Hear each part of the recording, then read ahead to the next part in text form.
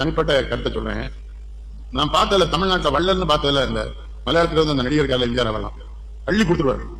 மாப்போசி சட்டப்பேரவை தலைவர் வயசானவர். சட்டப்பேரவை முடிஞ்சிட்டு வீட்டுக்கு போனோம். இவர் போகாம அங்கேயே சுத்திட்டு இருக்காரு. எம்ஜிஆர் என்ன வீட்டுக்கு போறையா? இல்ல தம்பி, வீடு போனா வெப்பமா இருக்கு, இந்த ஏசியில கொஞ்ச நேரம் இருந்து போறேன். எம்ஜிஆர் கூட போய் தாராளமா வச்சுக்கிட்டாரு. ஒரு 5 மணி நேரம் அவருக்கு சாப்பாடு விட்டு பேசி எல்லாம் பண்ணிட்டு எம்ஜிஆர் வீட்டுக்கு போங்க ஏங்காரு.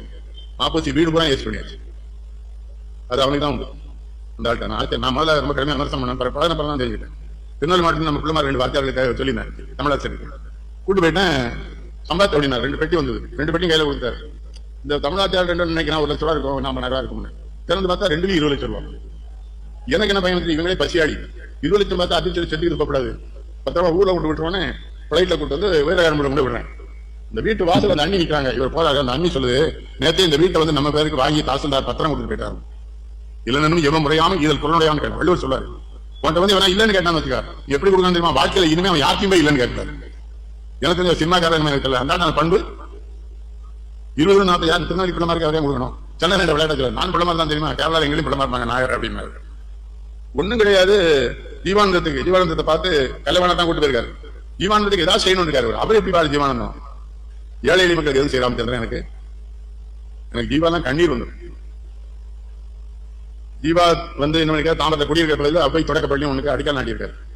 திறப்பு விழா காமராஜ் வர திறப்பு விழாக்கு காமராஜ் பாருங்க, ஜீவா இங்க எங்கே தானே குடியிருக்கான்னு இருக்காரு. ஆமா, அவனை பார்த்து போன்னு சாக்கடையெல்லாம் தாண்டி தாண்டி வேட்டி மாட்டி கேட்டு போறாரு. ஜீவா குடிச்சு உள்ள இருக்காரு. ஜீவா நீ அடிக்கல் நாட்டின அந்த பள்ளிக்கூடத்தை திறக்க போற வாடாங்க. அவர் உள்ளே சொல்ல, நீ போடா, நான் 1 மணி நேரம் கழிச்சு வாருங்க. 1 மணி நேரம் கழிச்சு வாருங்க. உண்மையே சொல்ல காமராஜ் போயிட்டார். மேடையில உட்கார்ந்துருக்காரு. எல்லா கட்சியிலும் பேர் மேல காங்கிரஸ் உண்டு. அதுல ஒருத்தமே காட்டுங்க, ஜீவானந்துக்காக நீங்க உட்கார்ந்துருக்கீங்க.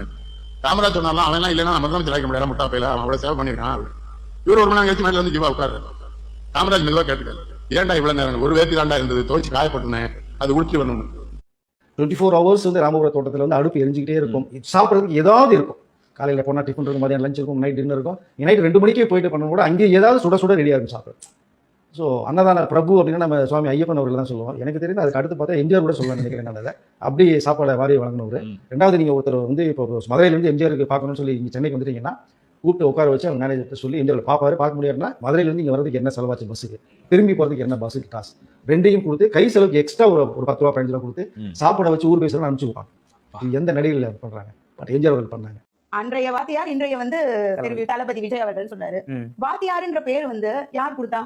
ஏழை ரிக்ஷா ஓட்டுறவர் ஒருத்தர் வச்ச பேர் எம்ஜிஆர் அவர்கள். வாத்தியார்ன்றது தனி மனித ஒழுக்கம். அவரோட திரைக்கதைகள்ல கூட புகைப்பிடித்தலோ மது அருந்துவதோ, இளைஞர்கள் நம்மளை பார்த்து கெட்டு போயிடக்கூடாது, நம்மள மாதிரி வரக்கூடாதுன்ட்டு அந்த மாதிரி எல்லாம் ஒரு கொள்கையோட, அண்ணாவோட கொள்கையோட தன்னோட படத்துல எல்லாம் நடிச்சு கொண்டு வந்தவர்.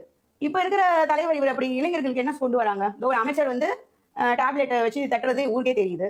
இந்த மாதிரி எல்லாம் அரசியல் பண்ணவரா தலைவர்? வாத்தியார்னா எங்க தலைவர் தான் வாத்தியார். தொண்டர்கள் எப்படி வழி நடத்தணும், வருங்கால இளைஞர்களை எப்படி வழி நடத்தணும், தாயை தெய்வமாக மதித்தவர். அதை பார்த்து எல்லா இளைஞர்களும் அம்மா மேல ஒரு மரியாதை, ஒரு அன்பு, பாசம் இதெல்லாம் இருந்தது. இந்த கால இளைஞர்களுக்கு இவங்க எல்லாம் என்ன சொல்றாங்க உங்களுக்கே தெரியும். தந்தையை காணும், அப்பாவை காணும், கணவனை காணும்ன்றதெல்லாம் நீங்களே இப்ப மக்களே பார்த்துட்டு தான் இருக்காங்க. எம்ஜிஆரோட இமயத்தோட யாரையும் ஒப்பிட முடியாது. 5 தொகுதியில 4 தொகுதியில நீங்க போய் வாக்கு கேட்டு பிரச்சாரம் பண்ணி ஒரு 108 சீட் அடிச்சீங்க. 107. அதுவும் நம்பிக்கை தாமையில நம்பிக்கை இல்லாம 2 தொகுதியில இருந்தீங்க. பெரம்பூர் ஒண்ணு, திருச்சி ஒண்ணு. எங்க தலைவர் களத்துக்கே வரல, படுத்துனே ஜெயிச்சவர், 144 சீட் அடிச்சவர். அவர் எங்க, நீங்க எங்க? எங்க கட்சி பேரை சொல்லி, எங்க தலைவர் பேரை சொல்லி பொழைச்சுக்கோங்க. அவ்வளவுதான் நாங்க சொல்ல முடியும். எங்களுக்கு சிரிப்பு தான் வருது இவங்க சொல்றதெல்லாம். எம்ஜிஆர் யாரு? வாரி தந்த வள்ளல். இவர் என்ன செஞ்சிருக்காரு? என்ன நன்கொடை கொடுத்திருக்காரு? என்ன நிதி கொடுத்திருக்காரு? இவரு அரசாங்கத்துக்கு பேரிடர்கள் வரும்போது இவர் என்ன உதவி பண்ணிருக்காரு? ஓபனா சொல்ல சொல்லி இவர் யார்? முதல்ல அவருக்கு ரசிகர்கள் திரையுலகத்துல ஒரு ஜாம்பவான் தான். அவரு ஒரு கரிஷ்மேட்டிக், ஒரு ஹீரோ.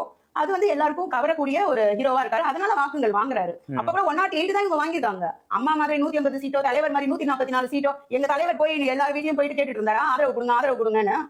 அவர் தேடி வருவாங்க. இதை இவங்க ஒப்பிடுறாங்க. இவங்க அப்படி வாழணும், எங்க தலைவர் பேரை சொல்லி உங்க கட்சி நடத்துறாங்க, நடத்திக்கிறோம். அவ்வளவு.